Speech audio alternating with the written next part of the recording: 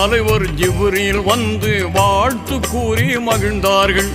நரபலி நோக்கம் நாயனுக்கில்லை, நபியே உணர்வீர் என்றார்கள்.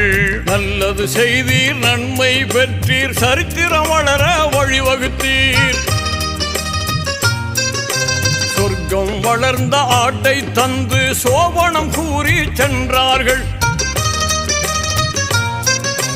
ஆட்டை அறுத்த குர்பானை கொடுத்து அகில மக்களுக்கு வழிகாட்ட சொன்ன ஹஜ்ஜு பெருநாள், அதுவே தியாக திருநாள்.